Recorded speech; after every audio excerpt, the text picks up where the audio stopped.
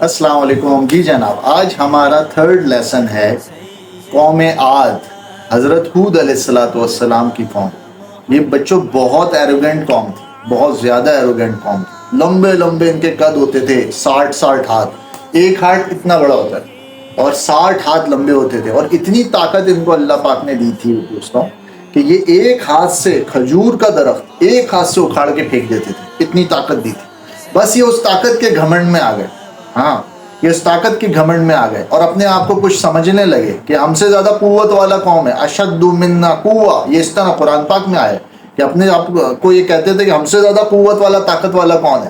حضرت ہود علیہ السلام ان سے کہتے تھے کہ بھائی تم سے زیادہ طاقتور وہ ہے جس نے تمہیں پیدا کیا ہے، لیکن یہ نہیں مانتے تھے اور یہ اپنے گھمنڈ میں بڑھتے چلے گئے۔ ہود علیہ السلام نے ان کو بہت سمجھانے کی کوشش کی کہ بھائی ایک اللہ پر ایمان رہے ہو جو کہ سب سے زیادہ طاقتور اور ساری کائنات کا اکیلا مالک ہے۔ وَهُوَ عَلَىٰ كُلِّ شَيْءٍ قَدِيرٌ، بچوں ہر چیز پہ اکیلا قادر ہے، ہر چیز پہ، اس پہ ایمان لے آؤ۔ لیکن کہتے تھے کہ نہیں، ہم سے زیادہ قوت والا کون ہو سکتا ہے، ہمیں تو اتنی طاقت ہم میں ہے کہ ہم ایک ہاتھ سے درخت کو اکھاڑ پھینک سکتے ہیں۔ اور انہوں نے بچوں عجیب بات بتاؤں، بڑے بڑے پہاڑوں میں اللہ نے ان کو اتنی قوت طاقت دی تھی کہ بڑے بڑے پہاڑوں نے انہوں نے گھر بنا لیے تھے، اندر گھر پہاڑوں کو کھود کے۔ آج کوئی کر نہیں سکتا، آج کوئی سوچ نہیں سکتا، بڑے بڑے پہاڑوں پہ انہوں نے گھر بنا لیے تھے۔ پھر کیا ہوا؟ آخر میں اللہ جب بہت حضرت ہود علیہ السلام نے سمجھایا اور آپ تھک گئے سمجھا کے، تو اللہ رب العزت نے ان پہ عذاب بھیجنے کا فیصلہ کیا۔ وہ عذاب کیا تھا؟ وہ عذاب تھا ہوا کا اور پانی کا۔ ایسا اللہ پاک نے عذاب بھیجا ہوا اور پانی کا کہ ان کو ان کے گھروں سے، جو غاروں کے اندر بندے ہوئے تھے، جن پہ ان کو بڑا ناز تھا کہ ہمیں پہلی قوموں کو تو عذاب آئے، ہمیں تو عذاب بھی نہیں آ سکتا، نعوذ باللہ، ایسے یہ کہتے تھے۔ اللہ پاک نے ان کو ایسا عذاب دیا کہ ہوا گھسی ہے غاروں میں سے اور ان کو باہر کھینچ کے نکالا ہے اس نے، اور اوپر سے طوفان۔ اللہ رب العزت نے ان کو صفائے ہستی سے مٹا دیا، ایسے پڑے سے جیسے درخت کے بڑے بڑے تنے پڑے ہوتے ہیں، ایسے اللہ پاک نے ان کو عذاب دیا دردناک۔ تو بچوں ہمارے لیے اس میں لیسن کیا ہے کہ اللہ رب العزت جو ہے، جو چاہتے ہیں وہ ہوتا ہے، اللہ کرتے ہیں، اللہ کے غیر سے، اللہ کے حکم کے بغیر کچھ بھی نہیں ہوتا بچوں۔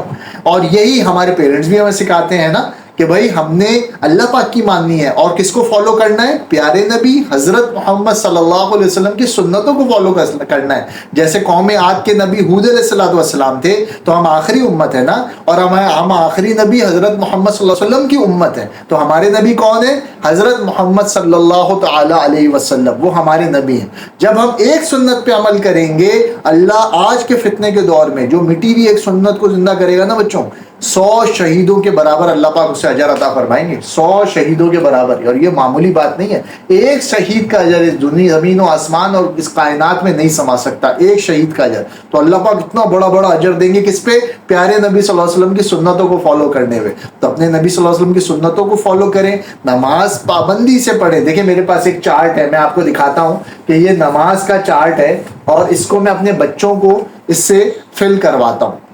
یہ آپ مٹا بھی سکتے ہیں، جو پرماننٹ مارکر، جو ٹیمپریری مارکر ہوتا ہے نا، اس سے آپ لکھ سکتے ہیں فجر، ظہر، عصر، مغرب، عشاء، یہ ساری لکھی ہیں، فجر، ظہر، عصر، مغرب، عشاء، ٹھیک ہے۔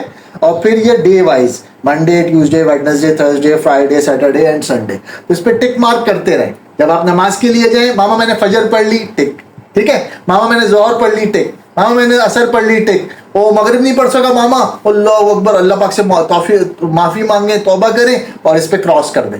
ماما میں نے عشاء پڑھ لی، ٹک۔ اس طرح یہ ڈیلی کا چارٹ ہے، اپنا دوبارہ ڈیلی بیسس پہ یہ چارٹ مینٹین رکھیں، ڈے اینڈ پہ اس کو مٹا دیں اور پھر فجر سے چارٹ کو اسٹارٹ کر دیں۔ تو it is a very powerful concept. میں پیرنٹس سے ریکویسٹ کروں گا کہ اس طرح کا چارٹ مل جاتا ہے مارکیٹ میں، یہ اپنے گھر میں اپنے ہر بچے کے لیے لے کے رکھیں، اور اس سے یہ ڈیلی بیسس پہ اسے موٹیویٹ کر کے، اسے پیار محبت سے نماز کی اہمیت بتا کر، اس کے ریوارڈز بتا کر اس پہ آمادہ کریں کہ وہ اس کو ٹک مارک کرتا رہے ڈیلی بیسس پہ۔ آپ دیکھیں گے اس کی کیسی زبردست ڈیولپمنٹ ہوتے ہیں اور وہ کیسا زبردست ہیبیچول بن جاتا ہے نماز کا۔ دوستوں جو نماز کی پابندی کرتا ہے نا، اللہ رب العزت ہر برائی سے اسے بچاتے ہیں، پاور دے دیتے ہیں غیبی طور پہ، اور ہر نیکی کے کام کے لیے اللہ پاک اس کو آمادہ کر دیتے ہیں، ہر نیکی کے کام کرنا اس کے لیے آسان کر دیتا ہے۔ دعاؤں میں یاد رکھیے گا، میرے چینل کو سبسکرائب بھی ضرور کیجئے اور فرینڈز اینڈ فیملی سے شیئر بھی ضرور کیجئے۔ Thank you.